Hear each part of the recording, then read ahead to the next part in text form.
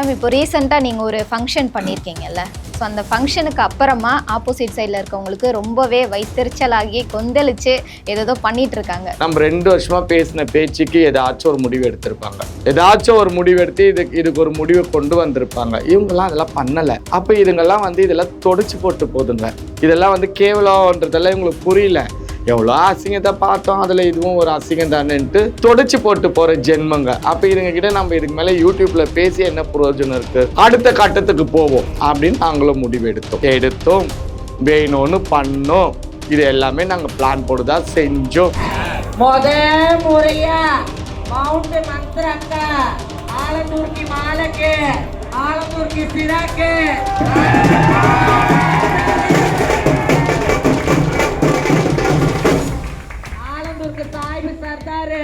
அவங்க நண்டாய பேரை சொல்லி சென்னையிலேயே முறையா நண்டாய பேரை சொல்லி 1000 ரூபாய்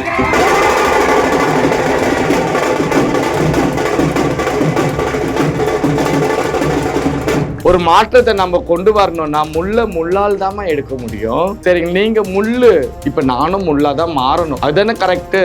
முள்ளா மாறணும். உங்களுக்கு எங்க தொட்டா அடி வலிக்குமோ அங்க தொட்டோம். இப்போ வலிச்சுதா?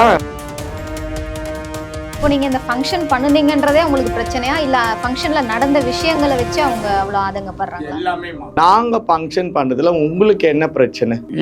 ஏன் உங்களுக்கு இவ்வளோ வைத்தெரிச்சல், பொறாமை, பொச்சரிப்பு என்ன? இவங்க ஜமாத் போவாயிடுச்சு. இவங்க மாலுக்கு இவங்களை பண்ணிட்டு போயிட்டாங்க. இவங்க போவாயிட்டாங்க, அவுட் ஆயிட்டாங்க. இவங்க ஜமாத்து கலைக்கப்பட்டது. அதாவது இவங்க ஜமாத்தை திருநங்கைகளால நீக்கப்பட்டவங்க. எங்களோட ஜமாத் இன்னைக்கு சை ஜமாத்தா கொடி கட்டி பறந்துட்டு இருக்கு. அதை பார்த்து வைத்தெரிச்சல நீங்க லட்சம் பேசுறீங்க. காசை இறக்கிறது தான் கூடாதுன்னு நீங்களே சொல்லியிருக்கீங்க. பட் உங்களோட ஃபங்க்ஷன்லையுமே அது நடந்திருக்கு. நான் என்ன பண்ண முடியும்? நான் எந்திரிச்சு போயிட்டு நீ பணம் இறக்கிச்சு தப்பு, இவ கையை கட்டுங்க, இவ்வளோ தூக்கி ஒரு ரூமுக்குள்ள போடுங்க நான் சொல்ல முடியும்?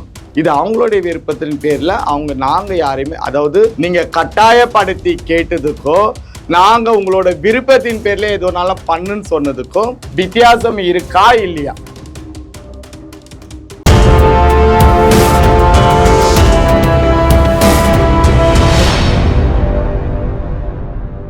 யூ தமிழ் நேயர்களுக்கு வணக்கம். இன்றைய நேர்காணல்ல திருநங்கை சமூக போராளி மற்றும் வெளிச்சம் அறக்கட்டளையின் நிறுவனர் மந்த்ராமா தான் நம்ம கூட நினைச்சிருக்காங்க. நிறைய விஷயங்கள் பேச போறோம், பேசலாம்.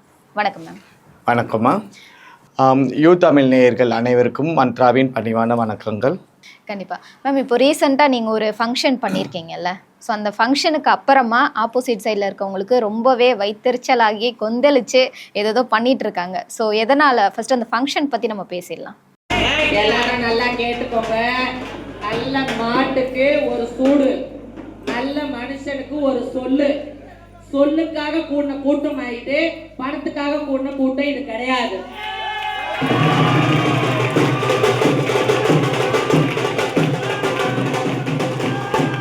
அதாவதுமா நம்ம சென்னையில் ஒரு 2 வருஷமாக நம்ம ஒரு மிகப்பெரிய போராட்டங்கள் எல்லாம் மீறி சில காரணங்களால் சில இதெல்லாம் செய்ய வேண்டியது இருக்குது.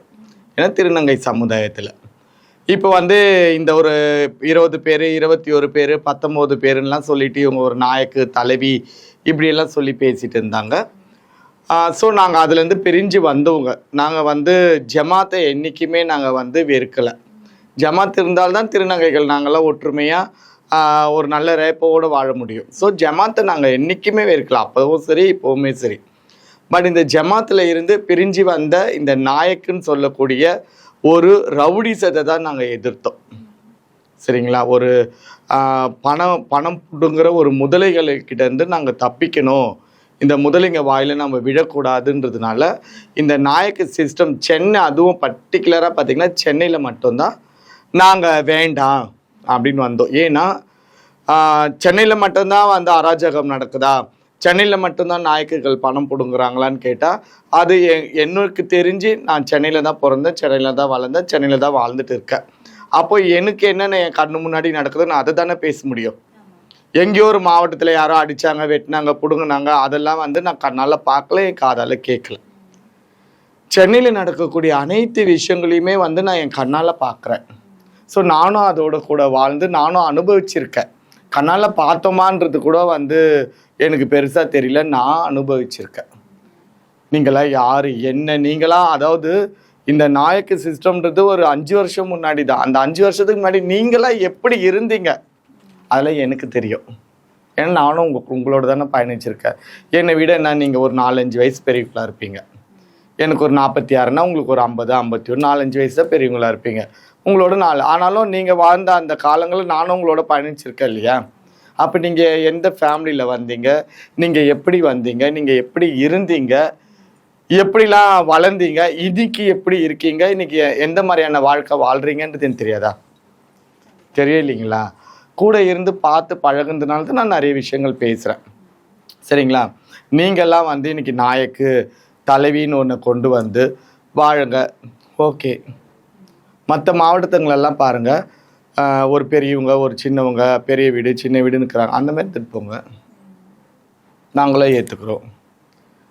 சரிங்களா? நல்லா இவங்களோட கர்வத்தை பாருங்கள், ஆணவத்தை பாருங்கள். தமிழகம் அப்படின்னாலே எல்லாமே சென்னை முதல் கொண்டு சேர்ந்து தான் தமிழ்நாடு.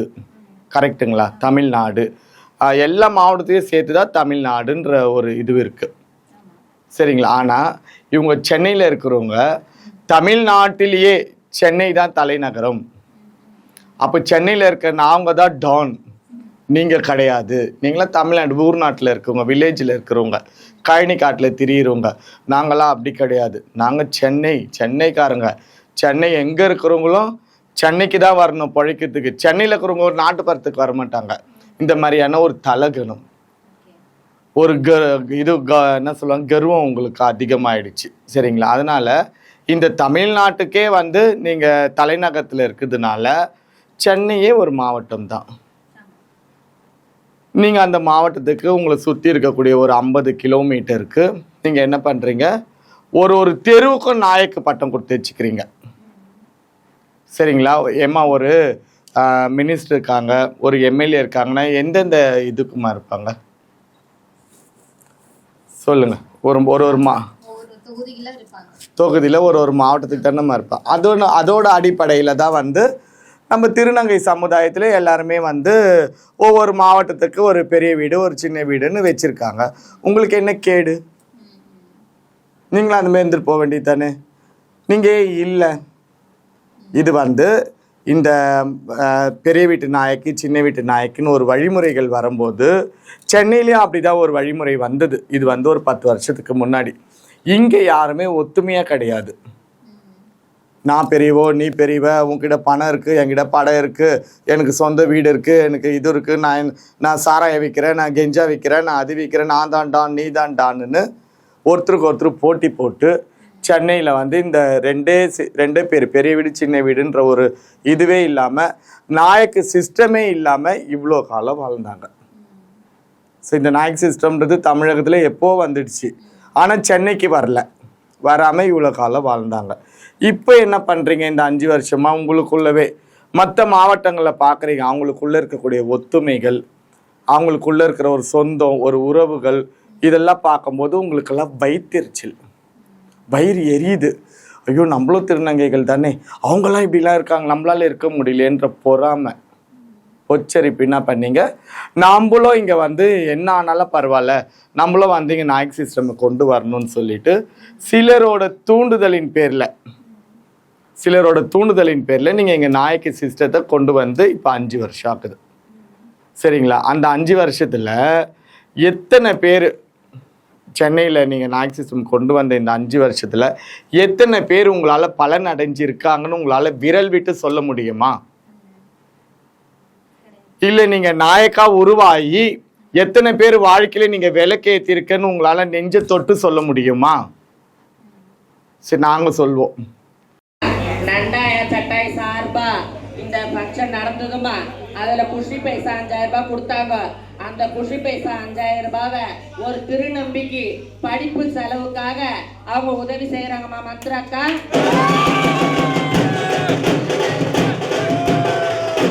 அந்த பணத்தை வந்து வெளிச்சம் அறக்கட்டளை சார்பா அணு கையில வழங்குறாங்கம்மா. நீங்கள் நாயக்காகி எங்கள் மக்கள், அதாவது இவங்க கேட்குற கேள்வி, மந்த்ரா வந்து யாருக்குன்னா பணம் கொட்டினாலா? பண்ணையா மந்த்ரா வந்து கொட்டணும். மந்த்ரா இழிச்சவை கிடையாது. எத்தனை இல்ச்சவாய்ங்க வந்து கொட்டுறாங்க. அது உங்களோட நீங்கள் இன்ஸ்டாலில் போட்டிங்களா, அதை பார்க்கும்போதே தெரியும். சரிங்களா? அதனால தானே இன்னைக்கு எத்தனை நாயக்கங்கள் நீங்கள் இன்னைக்கு வசதியாக இருக்கீங்க, கோட்டீஸ்வரியாக இருக்கீங்க. ஒன்றுமே இல்லாமல் சாப்பாட்டுக்கெல்லாம் வழி இல்லாமல் தெரிந்த இந்த ஜீவாலாம் சொல்லுவாங்க, பெரம்பூர் ஜீவா நாயக்கு. இதில் சாப்பாட்டுக்கு வழி இல்லாமல் என்ன சொல்லுவாங்க, ஒரு வேட்டியெல்லாம் கத்திக்கிட்டு கபாலீஸ்வரர் கோயில்களை திரியக்கூடியவங்க. இன்னைக்கு அவங்களாம் பார்த்தா கோடி, லட்சம் கூட கிடையாது, கோடியில் வீடு கட்டியிருக்கிறாங்க. எப்போ? இந்த 5 வருஷத்தில். எப்படி வந்துச்சு? உள்ளே இறங்கி யோசிக்கணும் எல்லாருமே. நான் யோசிச்சு பேசுகிறேன், சரியா? கட்டுனீங்க, கொண்டுனீங்க. இன்னைக்கு அதாவது உங்களால், உங்கள் 20 பேரால் நாங்கள் பலன் அடையல, பட் எங்களால் நீங்கள் பலன் அடைஞ்சிருக்கீங்க. இதுதான் உண்மை, சரிங்களா? ஆனாலும் இப்போ எப்படின்னா, ஒரு டிஎம்கேல ஆதிலேருந்து இருக்கக்கூடியவங்க அந்த டிஎம்கே தவறு பண்ணுதோ பண்ணலையோ அதெல்லாம் தெரியாது. எங்களுக்கு கலைஞர் ஐயாவை பிடிக்கும், அதனால கலைஞர் ஐயாவோட மீட்டிங்னா நாங்களாம் கை தூக்குவோம். ஆஹா ஓஹோ கை தட்டுவோம், கை தூக்குவோம். அதுதான் எங்களுக்கு. இந்த எஜ்ராப்பன் பிடிக்கும். இவங்க நல்லவங்களும் கேட்டவங்களும் எங்களுக்கு, நாங்கள் அதில் இன்ட்ரெஸ்ட் எங்களுக்கு. அதனால அவங்க எது பண்ணாலும் நாங்கள் அவங்களுக்கு சப்போர்ட் பண்ணுன்ற ஒரு கூட்டத்தை நீங்கள் கையில், அந்த மாதிரியான ஆட்களை செலக்ட் பண்ணி அந்த கூட்டத்தை நீங்கள் கையில் வச்சுக்கிட்டு நீங்கள் நாங்கள் தான் டானுனாக்கா அது எப்படிமா நடக்கும்? உண்மைன்னு ஒன்று இருக்குல்ல, அது நடக்குமா? ஸோ இவங்க இந்த மாதிரி பண்ணுறாங்க. அப்போது நாங்கள் வந்து இந்த 2 வருஷமாக நிறைய விஷயங்கள்லாம் பேஸ் பண்ணி நான் வெளியே வந்ததுக்கு என் வீட்டாண்ட ஒரு 200-300 பேர் அமிச்சிங்க. ஏன்னா இவ ஒரு குரல் கொடுத்தா இவ்வளோ பார்த்து அடுத்தடுத்து எல்லாரும் பேச ஆரம்பிச்சிருவாங்க, நம்மளுடைய கோட்டை கலைஞ்சிடும், நம்மளோட பிளானிங்லாம் மாறிடும், நம்மளால இதுக்கப்புறம் பணத்தை மூட்டை கட்ட முடியாதுன்னு எவ்வளவோ முயற்சி பண்ணிங்க. எவ்வளோ ஆட்கள் அமிச்சிங்க, அடி ஆட்கள் அமிச்சிங்க, ரவுடிசம் பண்ணிங்க, ரவுடி கிட்டலாம் என் ஃபோட்டோ கொடுத்தீங்க, என் கையை உடைக்கணும், காலை உடைக்கணும், எவ்வளோ விஷயங்கள எல்லாத்தையுமே நான் கடந்து வந்தேன். இன்னைக்கு என்கிட்ட ஒரு மிகப்பெரிய கூட்டம் இருக்குன்னா அந்த கூட்டத்தை உங்ககிட்ட காட்டுறதுக்கு எனக்கு விருப்பம் இல்லை. ஏன்னா எது ஒன்றாலுமே எனக்கு நடக்கட்டும், என்னை நம்பி வந்தவங்களுக்கு நடக்கக்கூடாது. கரெக்டுங்களா? நான் அந்த நல்ல ஒரு எண்ணத்தில் தான் நான் யாரையுமே அன்றைக்கும் மந்த்ரா தனியாக தான் பேசினேன், இன்றைக்கும் மந்த்ரா தனியாக தான் பேசுகிறேன், சரிங்களா? உங்கள் நாயக்கு சிஸ்டமில் நீங்கள் எல்லாருமே கரெக்டான ஒரு பாதையை நோக்கி கரெக்டான வழிகள் பண்ணுறீங்கன்னா உங்களால் நிறைய பேர் பலனடைகிறாங்க, உங்களால் நிறைய பேர் சந்தோஷமாக இருக்காங்கன்றது உண்மைன்னா இன்றைக்கி என்கிட்ட 300 பேர் எப்படி வந்தாங்க? அன்றைக்கி உங்களை விட்டு வெளியே வரும்போது மந்த்ரா தனியாக தானே வந்தா, இன்னைக்கு எப்படி 300 பேர்கிட்ட இருக்காங்க சொல்லுங்க? அந்த 300 பேர்ல எத்தனை பேர் சென்னைக்காரங்க, எத்தனை பேர் வெளி மாவட்டம்ன்றது வேற. எப்படி வந்தாங்க? உங்களோட சிஸ்டம் அங்கே சரியில்லை. நான் மந்த்ரா இருக்கேன், நான் தவறு பண்ணுறேன்னா மந்த்ரா பண்ணுறது சரியில்லைன்றதை தான் சொல்லுவாங்க. ஆனால் நீங்கள் 20 பேருன்னும் போது 20 பேர் வீட்டிலேருந்து தானே என்கிட்ட வந்திருக்காங்க. அப்படி இந்த 20 பேருமே சரியில்லை தானே? கரெக்டாமா? அப்படி இருக்கும்போது இன்னைக்கு இவ்வளோ பேர் வந்திருக்காங்க. மந்த்ராக்கு வந்து ஒரு ஃபங்க்ஷன் பண்ணுறதுக்கோ, ஒரு வருஷ பூஜை, ஒரு பால் ஃபங்க்ஷனு, ஒரு வீடு கிரகப்பிரவேசம், இதெல்லாம் பண்ணுறதுக்கு ஆசை தான். பட் ஆனால் உங்ககிட்ட இருந்து நான் நிறைய விஷயங்களை பார்க்கும்போது எனக்கு அதில் உடன்பாடு இல்லை. இப்போவுமே எனக்கு அதில் விருப்பம் கிடையாது, மந்த்ராக்கு கிடையாது. மந்த்ராவை நம்பி வந்த இந்த 300 பேருக்கு இருக்காதா? அவங்களுக்கு ஆசைகள் இருக்காதா? எனக்கு வருஷ பூஜை பண்ணணும், எனக்கு பால் ஃபங்க்ஷன் பண்ணணுன்ட்டு. இப்போ நான் ஒரு ஆளாக இருந்தால் பார்க்குறவங்க அவங்களே யோசிப்பாங்க, ஐயோ இந்த அம்மா தனியாக இருக்கா, இவங்ககிட்ட போய் நம்ம என்ன ஃபங்க்ஷன் பண்ணுறதுன்னு கேட்குதுன்னு யோசிப்பாங்க. ஒரு 300 பேர் சேர்ந்த ஒரு கூட்டமாக இருக்கும்போது என்ன பண்ணுவாங்க, இவ்வளோ பேருக்குமே நம்ம ஒரு ஃபங்க்ஷன் பண்ணக்கூடாது அப்படின்னு கேட்டாங்க. நிறைய பேர் என்னை போஸ்ட் பண்ணவும் செஞ்சாங்க, வற்புறுத்தலும் செஞ்சாங்க, நீங்கள் இதை பண்ணி தான் ஆகணும்ன்ட்டு. நானும் யோசித்தேன், ஓகே நம்ம 2 வருஷமாக யூடியூப்பில் கத்திக்கிட்டே யூடியூப்பில் பேசிக்கிட்டே இருந்தோம். இவங்கெல்லாம் நல்ல சூடு சொரணை வெக்கம் மானம் ஈனம்லாம் இருக்கிறவங்களா இருந்தால் நம்ம 2 வருஷமாக பேசின பேச்சுக்கு ஏதாச்சும் ஒரு முடிவு எடுத்திருப்பாங்க, ஏதாச்சும் ஒரு முடிவு எடுத்து இதுக்கு ஒரு முடிவை கொண்டு வந்திருப்பாங்க. இவங்கெல்லாம் அதெல்லாம் பண்ணலை. அப்போ இதுங்கெல்லாம் இதெல்லாம் தொடச்சி போட்டு போதுங்க. இதெல்லாம் கேவலன்றதெல்லாம் இவங்களுக்கு புரியல. எவ்வளோ அசிங்கத்தை பார்த்தோம், அதில் இதுவும் ஒரு அசிங்கம் தானேன்ட்டு தொடச்சி போட்டு போகிற ஜென்மங்க. அப்போ இதுங்ககிட்ட நம்ம இதுக்கு மேலே யூடியூப்பில் பேசி என்ன பிரயோஜனம் இருக்குது? அடுத்த கட்டத்துக்கு போவோம் அப்படின்னு நாங்களும் முடிவு எடுத்தோம். வேணும்னு பண்ணோம். இது எல்லாமே நாங்கள் பிளான் போட்டுதான் செஞ்சோம். என்ன இப்போ அடுத்த கட்டத்துக்கு போகணும்னு முடிவு எடுத்தோம். இது வரைக்கும் யூடியூப்ல எவ்வளவோ பேசியாச்சு. உங்கள் மானம் மரியாதை எல்லாமே காற்றுல பறந்துச்சு. அப்போ கூட நீங்கள் அதெல்லாம் வந்து கவலையே படலைன்னும் போது அடுத்து என்ன பண்ணணும்? ஒரு மாற்றத்தை நம்ம கொண்டு வரணும்னா முள்ளால் தாம்மா எடுக்க முடியும். சரிங்க, நீங்கள் முள்ளு, இப்போ நானும் முள்ளாக தான் மாறணும். அதுதானே கரெக்டு? முள்ளாக மாறணும். உங்களுக்கு எங்கே தொட்டா அடி வலிக்குமோ அங்கே தொட்டோம். இப்போ வலிச்சுதா? ஆமா. இப்போ நீங்க இந்த ஃபங்க்ஷன் பண்ணுனீங்கன்றதே உங்களுக்கு பிரச்சனையா, இல்ல ஃபங்க்ஷன்ல நடந்த விஷயங்களை வச்சு அவங்க அவ்வளவு ஆதங்கப்படுறாங்க? எல்லாமேம்மா, எல்லாமே. அதாவது எங்க தொடணுமோ அங்க தொட்டேன்னு சொன்னேன் இல்லைங்களா? இவங்களுக்கெல்லாம் என்னன்னா அந்த ஒரு தட்டு, அந்த தட்டை வச்சுதான் இவங்க திங்கிறது பணம். அதுதான் தட்டு. அதாவது ஒரு 4 பேர் வந்து அங்கே மடி கட்டிக்கிறாங்க, ரீத்து போட்டுக்கிறாங்கன்னா ஒரு ஆளுக்கு 500, 1000, 2000 போடுவாங்க. நல்லா யோசிக்கணும் மக்களே. நீங்களும் கூட யோசிச்சு பாருங்க. இவங்ககிட்ட ஒரு 200, 300 பேர் இருக்காங்கன்னு வச்சுக்கோங்க, ஒரு ஒரு ஒரு நாய்க்கு தலைவிக்கு. அப்போ அவங்க கீழே அவங்க பொண்ணுங்கன்னு ஒரு 20 பேர் இருப்பாங்க, அவங்க பொண்ணுங்கன்னு ஒரு 30, அவங்க பொண்ணு, அப்படி பார்த்தீங்கன்னா ஒரு 200, 300 பேர் இருக்காங்க. அப்போ அந்த 200, 300 பேர்லேயே இவங்க ஒரு சண்டையை ஏற்படுத்தி விடுவாங்க. இந்த 20 பேர்ல அதுதான் கூட்டு களவாணிகள். அலி பாபாவும் 40 திருடர்களும் இவங்க. அப்போ இந்த 20 பேர் இருந்தால் தான் இன்னைக்கு என் வீட்டில் ஒரு 50 பேர் இருக்காங்க. நான் ஒருத்தரை வந்து அணைப்பேன், ஒருத்தரை வந்து அடிப்பேன். அணைச்சவங்க வந்து என் கூட என் காலை பிடிச்சி அமுக்கிட்டு இருப்பாங்க. அடிச்சவங்க வந்து ஐயோ இவங்க என்னை எப்பவுமே கொடுமை பண்ணுறாங்க, நமக்கு இங்கே இந்த வீடு வேண்டாம், வேற வீடு. இதுவும் ஒரு ட்ரிக்கு. அப்போ இந்த வீட்டிலேருந்து இன்னொரு வீட்டுக்கு போவாங்க.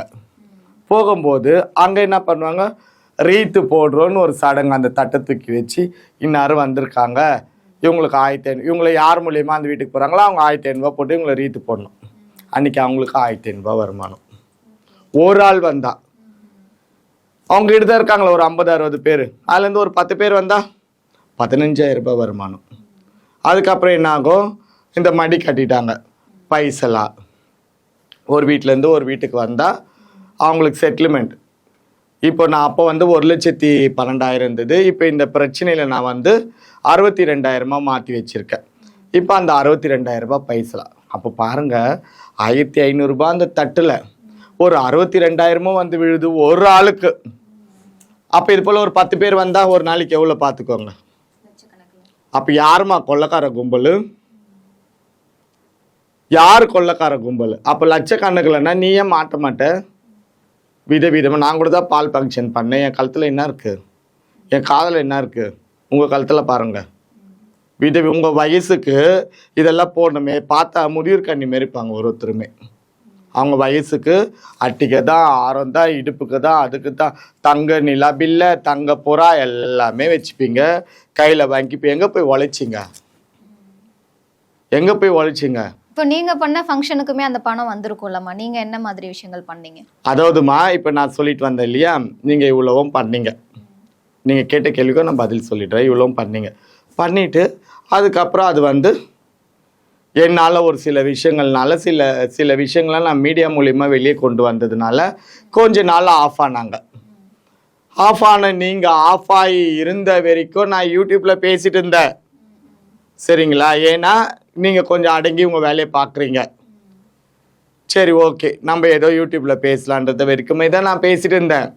நீங்கள் எப்போ மறுபடியும் நீங்கள் ஃபங்க்ஷன் பண்ணி கொள்ளடிக்க ஆரம்பிச்சிங்களோ அப்போ நான் முள்ளாக மாறிட்டேன். முல்லை முள்ளால் தான் எடுக்கணும், வேறு வழி கிடையாது. நம்மளும் இவங்க ரூட்டில் தான் போகணும். தூக்கலாம் தட்டை போடுங்க. ஒரு ஃபங்க்ஷனை போட்டேன். நானும் பத்திரிக்கை அடித்தேன், நானும் மண்டலம் பிடிச்சேன், எல்லாரையும் கூப்பிட்டேன். இன்றைக்கி அந்த ஃபங்க்ஷனில் பார்த்தா எங்கள் பரிவாரில் இல்லாதவங்களாம் கூட வந்திருப்பாங்க. எங்கள் மேலே இருக்கிற பியாரில் அவங்களெல்லாம் கட்டுப்படுத்தி உங்களால் ஸ்டாப் பண்ண முடிஞ்சுதா? முடியல. அப்போ எங்களோட பாசம் அங்கே ஜெயிச்சதில்ல, நீங்கள்லாம் அங்கே அவுட் ஆனீங்கல்ல. அந்த ஃபங்க்ஷனுக்கு வந்து தூக்கணும், பேல் போட சொன்னோம், போட்டாங்க, எல்லாமே பண்ணோம். உங்களோட அடிமடியில் கை வச்சேன். இப்போ உங்களுக்கெல்லாம் உரைச்சிதா, துடிச்சுதா, அனல் அடிக்குதா? எவ்வளோ சேட்டை பண்ணுறீங்க, எவ்வளோ அமுக்குள்ள. இந்த ஒரு ஃபங்க்ஷன் பண்ணிட்டோமா, சரிம்மா அப்படியே கூட இருக்கட்டும்மா, நாங்கள் ஃபங்க்ஷன் பண்ணுறதுல உங்களுக்கு என்ன பிரச்சனை? ஏன் ஏன் உங்களுக்கு இவ்வளோ வயிற்றெரிச்சல், பொறாமை, பொச்சரிப்பு என்ன? ஏமா திருநங்கையாக இருக்கட்டும், ஒரு ஆணாக இருக்கட்டும், பெண்ணாக இருக்கட்டும், அவங்க வீட்டில் ஒரு நல்லது கெட்டதுன்னு வராதா? அதை அவங்க பண்ண மாட்டாங்களா? மனுஷாளுங்க தானே.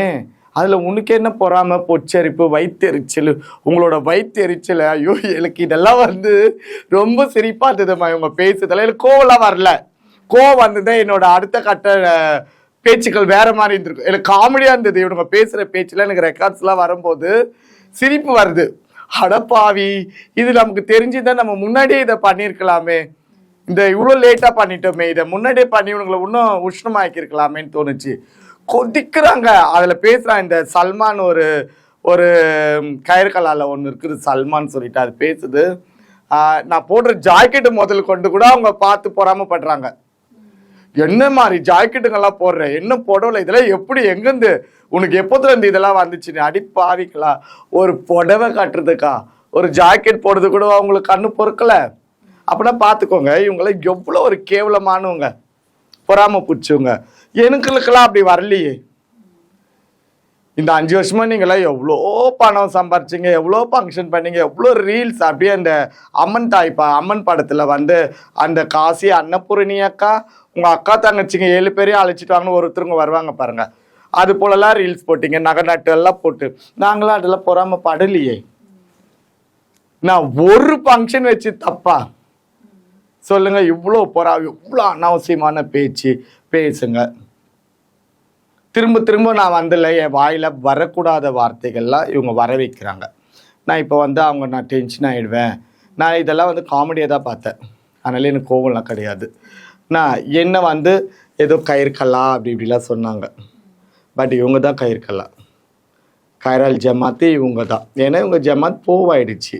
இவங்க மாலுக்கு இவங்களை பண்ணிட்டு போயிட்டாங்க. இவங்க போவாயிட்டாங்க, அவுட் ஆயிட்டாங்க. இவங்க ஜமாத்து கலைக்கப்பட்டது. அதாவது இவங்க ஜமாத்தை திருநங்கைகளால் நீக்கப்பட்டவங்க. எங்களோட ஜமாத்து இன்னைக்கு ஜமாத்தா கொடி கட்டி பறந்துட்டு இருக்கு. அதை பார்த்து வைத்தறிச்சில்ல நீங்கள் லட்சம் பேசுவீங்க, சரிங்களா? அது எனக்கு பிரச்சனை இல்லை. ஸோ இந்த ஃபங்க்ஷனில் நிறைய பணம் உங்களுக்கும் புழங்கியிருக்கும், பணம் வந்திருக்கும். அதுவும் இல்லாமல் அந்த காசை இறைக்கிறது தான் கூடாதுன்னு நீங்களே சொல்லியிருக்கீங்க. பட் உங்களோட ஃபங்க்ஷன்லேயுமே அது நடந்திருக்கு. இதை பற்றி கொஞ்சம் விளக்கமாக சொல்லுங்கள். அதாவதுமா, முதலாவது நாங்கள் இந்த ஃபங்க்ஷனே இப்போ ஒரு மசோதா வந்திருக்கு. அந்த மசோதாவுக்கு நாங்கள் அந்த மசோதாவை சம்மந்தப்பட்டு தான் நாங்கள் இந்த ஃபங்க்ஷனே பண்ணியிருக்கோம். இவங்கள மாதிரி நாங்கள் அடாவடி பண்ணலை.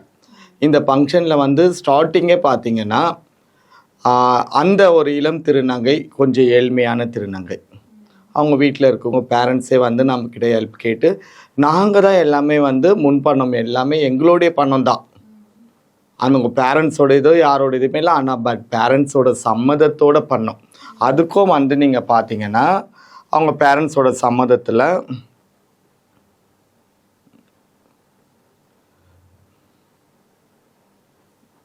இது பாருங்க, அந்த திருநங்கையோட குடும்பம், சரிங்களா?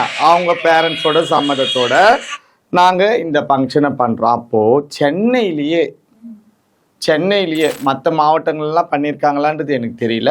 பட் சென்னையில் முதல் முறையாக தன் குடும்பத்தோடு, தாய் மாமன் சீரோடு, அத்தை மாமாவோட சீர், எப்படி ஒரு பொண்ணு ஏஜ் அட்டன் பண்ணிட்டாங்க, வயசுக்கு வந்துட்டாங்கன்னா முறைப்படி தாய் மாமன் அத்தைல ஒரு சீர், அதே போல் அவங்க ஃபேமிலி பாருங்கள், இது அவங்க அத்தை, இது அவங்க தாய் மாமா, இது அவங்க கூட பிறந்த அண்ணன், எல்லாருமே நிலங்கு வைக்கிறாங்க, வரிசை வைக்கிறாங்க, எல்லாமே நடக்குது. அதே போல் பார்த்திங்கன்னா இந்த ஒரு நிகழ்வில் இந்த பர்மா அவங்க ஃபேமிலி வரிசை வைக்கிறாங்க, வரிசைக்கு எல்லாமே அரேஞ்ச் பண்ணாங்க. இது எல்லாமே இவங்களுக்கும் எங்களுக்கும் நிறைய மாற்றம் இருக்கு, சரிங்களா? மண்டபம் எடுத்து நாங்கள் ஃபங்க்ஷன் பண்ணோம். ஆமாம், பேரண்ட்ஸோட விருப்பத்தில், அந்த இளம் திருநங்கையோட விருப்பத்தில், எங்களுக்கும் ஆசை, நாங்களும் திருநங்கைகள் தானே, விருப்பத்தில் நாங்கள் பண்ணோம் ஒரு விஷயம். அதுக்கப்புறம் பார்த்தீங்கன்னா இந்த பணம் இறக்கியதை பற்றி நீங்கள் கேட்டிருந்தீங்க இல்லையா? அந்த பணம் இறக்கியத்துலேயே இவங்க எல்லாருமே ஒவ்வொரு ஃபங்க்ஷன்லேயும் ஆளுக்கு இவ்வளோ ஒருத்தரையுமே நீங்கள் ஒரு 5000 ரூபாய் நீங்கள் பெயில் உடைக்கணும், நீங்கள் ஒரு 5000, மொத்தம் நம்ம இதில் ஒரு 50 பேர் இருக்கிறோன்னா 50 பேருமே ஒருத்தர் இவ்வளோ உடைக்கணும், நீங்கள் இவ்வளோ உடைச்சிங்கனால் எங்கள் 20 பேருக்குமே ஆளுக்கு ஒரு அமௌண்ட் கிடைக்கும் அப்படின்னு ஒவ்வொரு வீட்டிலையுமே சொல்லி வச்சு உடைக்க சொல்கிறது. பட் எங்களோட ஃபங்க்ஷன்லாம் அப்படி கிடையாது. நாங்கள் யாருமே பெயில் உடைங்க, எங்களுக்கு பணம் மேலே இறங்க, எங்களுக்கு பணமாலை போடுங்க, பண கிரீடை வைங்க, பணமழை பொழியட்டும் நாங்கள் சொல்லலை. சரிங்களா? திருநங்கையில் இவங்களும் நிறைய விஷயத்த சொல்லியிருக்கிறாங்க. இது எங்களோட கலாச்சாரம், இந்த பணம் இறக்கிது கலாச்சாரம்னா மந்த்ராக்கு அந்த கலாச்சாரம் பிடிக்கல. நல்லா புரிஞ்சுக்கோங்க, மந்த்ராக்கு பணம் இறக்கிதும் பிடிக்கல, பணம் மந்த்ரா இறக்கிதும் பிடிக்கல. சரியா? நான் எதுலையாச்சும் இறைச்சிருக்கேன்னா காட்டுங்க ஒரு ஃபோட்டோ. இல்லை நான் உட்கார்ந்த இடத்த விட்டு ஏஞ்சிருக்கேன்னா என்னோட கொள்கையில் நான் கரெக்டாக இருக்கேன். வரவங்க பணம் இறக்கிறாங்கன்னா நீங்களே சொல்லியிருக்கீங்களே எத்தனையோ வீடியோவில் இது எங்களோட கலாச்சாரம்னு. அவங்க கலாச்சாரப்படி அவங்க செய்கிறாங்க, நான் என்ன பண்ண முடியும்? நான் எந்திரிச்சு போயிட்டு நீ பணம் இறக்கிச்சு தப்பு, இவ கையை கட்டுங்க, இவ்வளோ தூக்கி ஒரு ரூமுக்குள்ளே போடுங்க நான் சொல்ல முடியும்? இது அவங்களுடைய விருப்பத்தின் பேரில் நாங்கள் யாரையுமே, அதாவது நீங்கள் கட்டாயப்படுத்தி கேட்டதுக்கோ நாங்கள் உங்களோட விருப்பத்தின் பேரில் எதுனாலும் பண்ணுன்னு சொன்னதுக்கும் வித்தியாசம் இருக்கா இல்லையா? அவங்களோட விருப்பத்தில் அவங்க செய்கிறாங்க ஒரு விஷயம். ரெண்டாவதுமா நாங்கள் நீங்கள் பாருங்கள், அந்த வீடியோஸில் நான் காட்டுறேன், நிறைய வீடியோஸ் பாருங்கள்.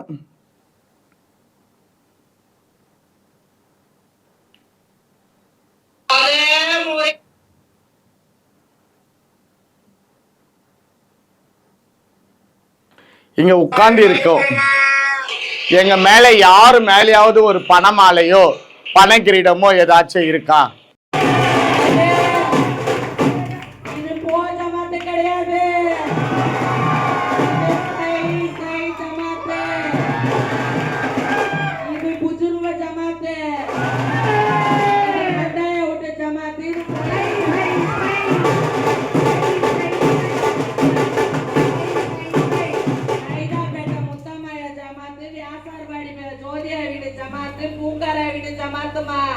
இந்த ஜமாத்து தான் சை ஜமாத்துமா.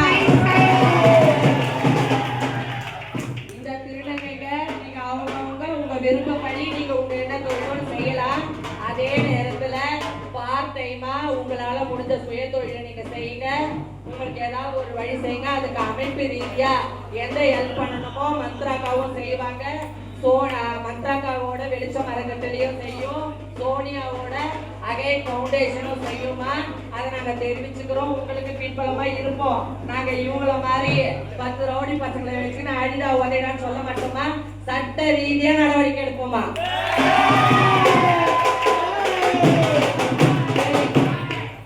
உங்களுக்கு என்ன கண்டென்ட் கிடைச்சிருக்கு இதுல? அங்க பணம் எரிச்சாங்க, ஆமா நீங்களும் பணத்துக்காக தான் பண்றோம் இப்படி எல்லாம் சொல்லி என்னோட இமேஜை உடைக்கணும் அப்படின்னு நினைச்சீங்க. அது உண்மை இல்லையே, அது உண்மை இல்லையே. அதாவது இன்னொரு கேள்வி என்னன்னா, அந்த பணம் நீங்க என்ன பண்ணீங்க? அந்த பணத்தை என்ன பண்ணீங்க? நான் அந்த பணத்தை என்ன பண்ணோம்னா